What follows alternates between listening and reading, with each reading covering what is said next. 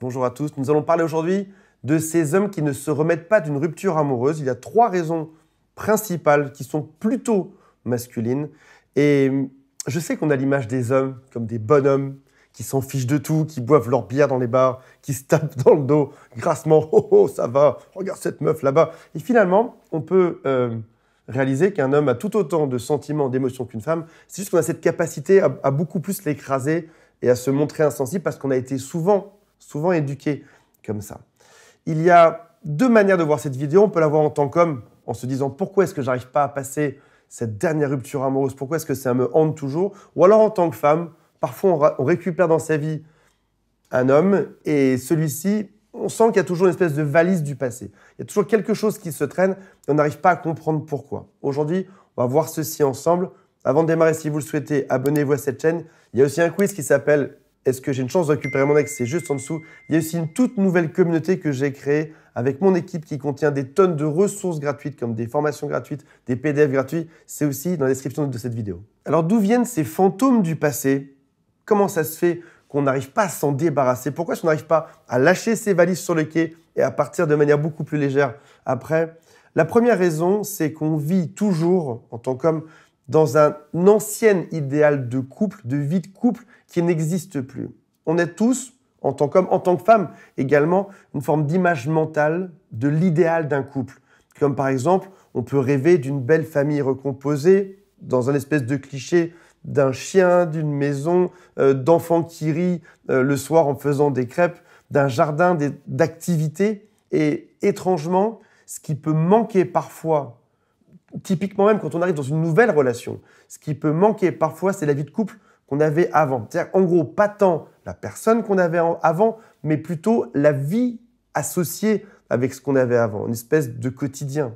Si jamais tu récupères un homme qui est dans cet état, il y a quelque chose de compliqué aujourd'hui. Tu te bats dans les prémices d'une nouvelle relation amoureuse avec une image mentale d'une relation précédente qui était forcément bien plus fournie, bien plus remplie. Évidemment, si ça faisait 5 ans, 10 ans qu'ils étaient ensemble, ils avaient construit un groupe d'amis, des routines du quotidien, on parlait de soirées crêpes le dimanche soir, d'activités ensemble, il y avait tout un univers. Et toi, tu arrives aujourd'hui, tu en es juste à ta, je sais pas, 3e semaine, 3e mois ensemble, vous n'avez pas encore emménagé ensemble, c'est encore compliqué, vous n'avez pas encore d'amis, ni de routine de couple ensemble. Et c'est compliqué de se battre face à quelque chose qui était beaucoup plus construit avant. Il y a quelque chose d'important à ça, de se dire que oui, bien sûr, on aime l'autre, c'est pour ça qu'on est ensemble, mais aussi à comprendre qu'on se crée à deux un environnement qui sera propice au fait de s'épanouir et de toujours garder en tête que si cet homme, je te parle en tant qu'homme ou femme,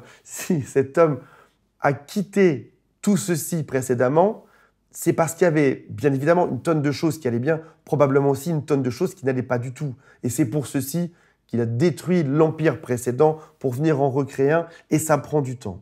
Donc, il est important dans un couple d'avoir de la patience déjà pour démarrer, mais aussi toujours de poser ces questions de comment est-ce que tu vois la vie de couple. C'est des questions, c'est marrant, qui paraissent ennuyeuses et qu'on n'ose pas trop poser à l'autre en général. On se dit, il faut que ça vienne de manière naturelle, je ne dois pas en parler. Ou alors, comme c'est le futur, on se dit, on va créer ça ensemble plus tard. Mais en fait, il y a des questions que tu peux poser, comme par exemple, c'est quoi pour toi la vie de couple idéale? Si tu penses que ça n'a pas de sens, dis-toi bien que si on sait ce qu'on construit ensemble, on a forcément beaucoup plus de chances d'y arriver que si on ne sait pas ce qu'on va construire ensemble. C'est quoi pour toi un bon dimanche soir? C'est quoi pour toi des vacances sympas en famille? C'est quoi pour toi une bonne soirée en amoureux? C'est des questions qui ressemblent un peu à un entretien d'embauche, mais en même temps qui permettent de co-créer une vision de couple à deux.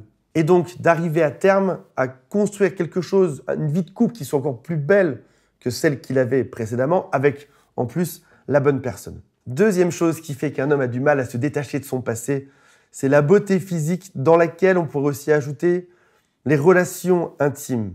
Et très masculin, je suis désolé pour tous mes confrères les hommes, c'est pas tant elle qui te manque que son corps. Parce que au final, tu te dis, son corps était sympa, les relations intimes étaient sympas, mais c'est vrai qu'au niveau du cerveau, on sentait qu'il y avait quelque chose qui n'allait pas très bien là-dedans. Il y a plein de cas de figure qui peuvent être reliés à cette beauté physique qui te manque. Très masculin, les hommes sont des animaux qui sont très très visuels dans leur excitation. C'est se poser des questions comme est-ce que j'avais besoin d'une femme trophée. En gros, cette femme était belle, mais ça ne marchait pas. Et à qui est-ce que je voulais plaire là-dedans? Est-ce que je voulais plaire à papa et à maman? Montrer que je pouvais avoir une jolie femme? Est-ce que je veux impressionner mes amis, mes collègues de bureau? Qu'est-ce que j'ai besoin de démontrer en ayant une femme qui soit extrêmement belle? Il y a aussi souvent autre chose, c'est que lorsque ça arrive, admettons que cet homme en l'occurrence soit habitué à des femmes qui ont un certain type de physique, un certain niveau de beauté. Je sais que quand je dis ça, je me fais clasher en commentaire, admettons, une certaine note de beauté de femme. Tout d'un coup, il y en a une qui dépasse tout. Et bizarrement, c'est juste sur celle-là qu'il va accrocher. Elle est bien plus belle que la majorité des femmes qui va s'intéresser à lui. Et alors à ce moment-là, si elle est bien plus jolie que toutes les autres, ses défauts psychologiques, plus rien à faire, ça va. Ses crises d'hystérie. Oh, elle est trop mignonne quand elle crie. Non, pas trop mignonne, c'est juste qu'elle est belle et qu'elle crie, mais c'est pas trop mignon quelqu'un qui crie.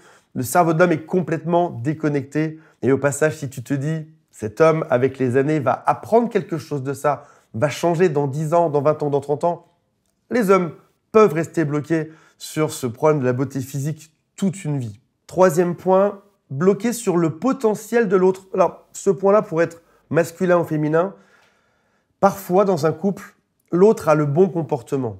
De temps en temps, il y a les bons rires, il y a la bonne complicité, il y a la bonne écoute. Il y a quelque chose de magique dans ce couple-là. Et puis, malheureusement, ces bons comportements, quand je dis bons comportements, c'est les comportements qui te plaisent à toi. Ces bons comportements peuvent s'alterner avec des très mauvais comportements. Et on en vient à accepter les comportements toxiques, donc les mauvais comportements, parce qu'on s'accroche aux fois où ça se passait bien. Le genre de phrase qu'on va ruminer dans ces cas-là, c'est « il aurait suffi que… » 3 petits points. Il aurait suffi que de temps en temps, elle soit moins nerveuse. On aurait pu réussir à surmonter ce genre de problème. Si seulement elle avait compris tel genre de choses, si seulement j'avais compris tel genre de choses, j'aurais dû lui dire ceci, j'aurais dû me comporter de telle manière. Ou encore pire, maintenant, des mois après la rupture, maintenant, j'ai enfin compris ce qui aurait permis à notre couple de fonctionner. Donc en gros, ton couple allait bien de temps en temps, mal de temps en temps. Longtemps après, parce que tu as vu des vidéos, parce que tu en as parlé à tes copains, tu as l'impression d'avoir enfin décodé le puzzle ou l'énigme à comprendre à l'époque et tu te dis, si j'avais su ce que je sais aujourd'hui à l'époque, le couple aurait pu mieux fonctionner. Sauf qu'en réalité, déjà, t'en sais rien. Et il y a aussi des gens, à chaque fois que tu résous quelque chose dans leur vie, qui vont t'inventer d'autres problèmes, ce qui est typiquement le cas des gens qui sont pervers narcissiques, des gens manipulateurs ou des gens toxiques. Ils te poussent à tenter de comprendre leur fonctionnement et ils changent à chaque fois, comme ces espèces de bêtes métamorphes qui vont changer de forme et de profil à chaque fois. Donc oui, peut-être que ce que tu sais aujourd'hui aurait pu te permettre de résoudre ça, ou alors ce que tu sais aujourd'hui aurait pu juste déclencher d'autres types de problèmes. Il faut arrêter de surévaluer notre capacité à résoudre l'autre. Déjà parce que ce n'est pas à toi de résoudre l'autre, c'est à lui de se résoudre et d'être le plus calme et le plus serein possible dans sa vie. Et aussi parce que ce que tu cherches, c'est une personne qui soit déjà aboutie. Tu n'as pas à sauver l'autre, tu n'as pas à le sortir de sa propre vie. C'est à l'autre de se prendre en main et d'avancer par rapport à ça. Et garde en tête qu'en plus, les gens changent assez peu au final. Voilà mes amis, j'espère que ça vous a intéressé. Je vous rappelle qu'il y a le quiz en dessous qui s'appelle « Quelles sont mes chances de récupérer mon ex ?» et aussi la nouvelle plateforme de formation qui est gratuite juste en dessous.